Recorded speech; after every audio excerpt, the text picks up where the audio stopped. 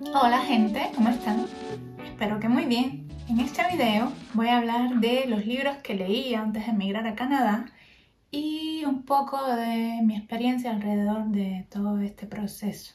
Cuando decides emigrar a un país, sobre todo si en este país no se habla tu idioma, tienes que prepararte.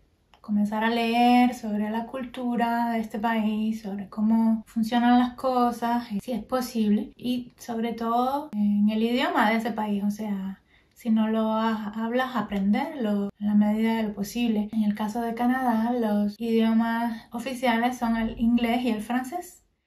Yo de inglés sabía un poco, lo había practicado un poco y el francés también, como lo aprendí más tarde y es tan difícil, me resulta todavía muy difícil. Por suerte para mí, en La Habana había una alianza francesa con cursos para trabajadores por la noche, por la tarde-noche y bastante abordables para el bolsillo de un cubano. Entonces empecé a estudiar francés, pero ya sea por un conjunto de factores. El idioma es difícil. Algunos profesores eran un poco snob por la hora, que a las 7 de la noche yo tenía tremenda hambre y me costaba trabajo concentrarme. Con el calor también, el calor de Cuba todo el año y la acústica de las aulas, en fin. Yo me deprimí y decidí dejar las clases. Esto fue cuando todavía yo ni soñaba emigrar.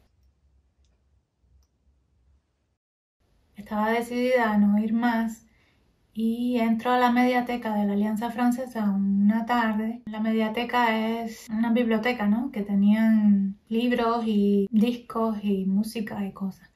Y me pongo a mirar en la parte de las historietas y me encuentro una y la abro en una de las primeras páginas y era esta historieta de, no sé si la conocen, de Calvin y Hobbes, de Bill Watterson, que el personaje principal es un niñito que tiene un tigre, que es un peluche, y el tigre se vuelve real y entonces las historietas son las aventuras de ellos dos. El tigre es muy gracioso y siempre lo está como fastidiando y se fajan entre ellos y hacen las paces y los padres también siempre están en un dilema con el niño porque el niño es muy intranquilo, porque el niño tiene en la escuela siempre un problema diferente, se lleva mal con la niñera, no le gusta la comida, tiene mucha imaginación y siempre está inventando y viendo monstruos y me pongo yo a mirar la primera página y yo que venía muy triste me ha dado un ataque de risa viendo solamente la cara de Calvin al comerse la primera cucharada de comida que la mamá le sirve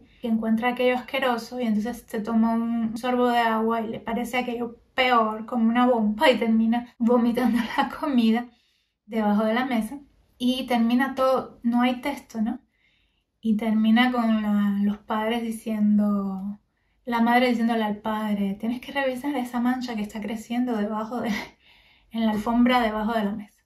Me causó tanta gracia aquella historieta que terminé sacando todas las historietas que había en la mediateca, que eran 3 o 4.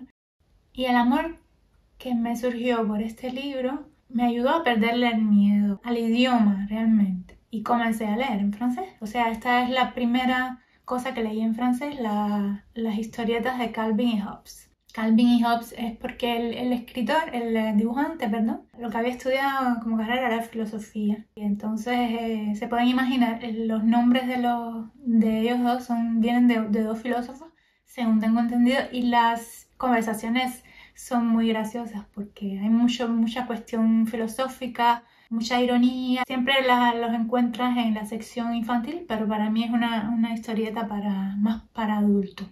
En resumen, yo les aconsejo que cuando están estudiando un idioma, intenten leer para motivarse cosas simples, cosas que les resulten interesantes. Pueden ser historietas, pueden ser libros infantiles que no te dé vergüenza, porque realmente un libro de texto no es interesante, al menos para mí no es interesante. Entonces, esta fue la primera historieta que leí en francés y la primera novela que leí en francés fue El extranjero, de Albert Camus, L'Étranger. Y la leí no porque me interesara en particular el tema, sino porque una amiga me dijo, tienes que leerte ese libro porque de la forma en que está escrito te va a ser más fácil, porque en francés utilizan en el habla, no utilizan el pretérito, el pasado simple como nosotros, sino el pasado compuesto. Y en los libros, muchos libros están en pasado simple, entonces no es la misma forma de hablar que de escribir. Y este libro, según mi amiga, era un pionero en utilizar el pasado compuesto, o sea que como era la forma en que yo lo estaba estudiando en la escuela, me era más fácil porque era la forma como se habla. Y entonces me dispuse a leer El extranjero, en francés, por supuesto, y sin diccionario. Dije, no, voy a tratar de leerlo yo sola. Yo sé bastante para entender esto. Es un libro raro, es un personaje principal, es un francés argelino, o sea, es en Argelia donde se desarrolla. Es un hombre bastante apático y extraño y ajeno a su realidad, que termina dejándose arrastrar a un proceso judicial absurdo. Pero lo que más recuerdo es que al comienzo del libro se muere la mamá del hombre y el hombre va al pueblo al velorio de la mamá. Cuando llega al cuarto donde está el ataúd, ¿no?, donde le están velando, no hay nadie. Y se siente y se pone a reflexionar y hasta ahí todo muy bien. Pero entonces de repente dice que había una cerveza en un banco. Y luego que el hombre estaba reflexionando y dio la cerveza y le habló. Yo me dije, qué raro está esto, ¿por qué es tan importante? ¿Por qué primeramente hay una cerveza en un velorio? ¿Y por qué es tan importante que el hombre reflexiona y se dirige a él? Y entonces busqué el diccionario y resulta que cerveza, la palabra bière en francés, quiere decir no solo cerveza como yo conocía, sino ataúd. Entonces mi consejo es intenten leer sin diccionario, pero siempre tenganlo a mano por si acaso. Ahora en inglés, si no me equivoco, el primer libro que leí se titula Tuscany for Beginners y lo compré en la calle. Se lo compré a un vendedor ambulante una vez que salía de mi trabajo. Pasaba por el Parque de los Ahorcados en La Habana y el hombre tenía un montón de libros en inglés, cosa rara. Me dije, esto es una señal. Me compré este porque no quería que me asustara, quería algo ligero y por la cubierta y la sinopsis me parecía que iba a ser ligero. Y en efecto no me equivoqué con mi elección. Se desarrolla para empezar en el ambiente bucólico de la Toscana, en Italia, y en la historia mucho de humor, de romance, que era lo que a mí me gustaba en la época. Para lectura ligera y avanzar en la práctica de la lectura en inglés me parece muy bien.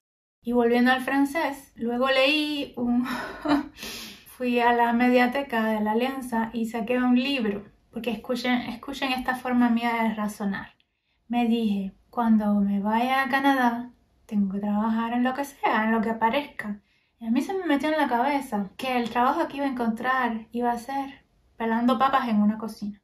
Se me metió eso en la cabeza y entonces vi este libro en la biblioteca, que ni recuerdo el título, pero era sobre la historia de la cocina. Y me puse a leer aquello y no es que no estuviera interesante, pero no se acababa nunca. No pasaba yo de las primeras páginas y de repente me digo, ¿por qué estoy yo leyendo esto? En definitiva, yo no voy a ser chef cordon bleu ni nada de eso. Voy a leer otra cosa. Y me fui a la Alianza y lo devolví. No recuerdo mucho, pero sí me acuerdo de una parte que decía que hace siglos lo que la gente hacía, colgaban las aves de corral y de casa en una cuerda y las ponían ahí unos días antes de cocinarlas, a que se pudrieran un poco, porque después cuando las cocinaban el sabor era más intenso y más interesante. Esa gente evidentemente tenía un estómago más fuerte que el de nosotros hoy en día. Así que volví a la discoteca. Así que volví a la biblioteca y dejé este libro de cocina y saqué otro de los mejores cuentos fantásticos quebequenses del siglo XIX. Que este sí me encantó, tanto que lo tengo ahora de mi propiedad, lo que lo tengo en Canadá. Y este libro todavía hoy sigue siendo de mis favoritos. En estos cuentos lo sobrenatural es el plato fuerte. Son historias en las que toman mucho prestado de la tradición oral quebequense. Hay muchos personajes y criaturas fantásticas, hombres lobos, duendes, fuegos fatuos, el diablo mismo, disfrazado de diferentes formas. El diablo siempre se aparece para castigar, para acosar a aquellos que no van a misa, a la iglesia como deberían, Si llevas 7 años sin ir a misa, es muy probable que te conviertas en hombre lobo. Igual si no pagas el diezmo o si te burlas del cura. El cura también es otro personaje que aparece a menudo. Si encuentras siempre esta contraposición del cura contra Satán, del cura contra el mal, el bien contra el mal, el vicio contra la iglesia. Y entre los autores, qué decir, hay toda una fauna muy interesante, figuras históricas de la literatura y de la política. Muchos de estos autores son de una época, ya saben, que un hombre era varias cosas a la vez. Esto es muy interesante. En aquella época tú podías ser explorador, escritor y político al mismo tiempo, militar y periodista. E inclusive, como los habían metidos en política, había hasta ex convictos. O sea, son escritores, unos más conocidos que otros. Está Honoré Beaugrand, está Pamphile Lemay, que era también poeta. Y por supuesto, todas estas historias han trascendido gracias también a que ellos las pusieron por escrito. Y una vez en Canadá, por supuesto, es una sensación maravillosa poder ver con tus ojos todos estos lugares de los que has leído y acordarte de los pasajes. Aquí es donde dice, tal personaje decía que le había aparecido un fantasma, o el diablo se le había aparecido, o irte de viaje de Quebec a Montreal, imaginarte cómo debió verse desde la canoa endiablada del cuento de la Chasse Galerie. Este libro no pude llegar a terminarlo en Cuba, entonces cuando llegué a Canadá lo saqué de una biblioteca pública. Y esto es algo que para un recién llegado inmigrante, para mí es ideal utilizar las bibliotecas públicas. Yo viví a una cuadra de una biblioteca y me la pasaba metida allí. Inclusive no pagué internet durante un año, no contraté el servicio de internet porque iba a la biblioteca a revisar el correo, a buscar trabajo online, que tenías 2 o 4 horas diarias para conectarte a las computadoras de la biblioteca. Y tienen de todo, tienen música, películas, libros, materiales para estudiar. Es increíble.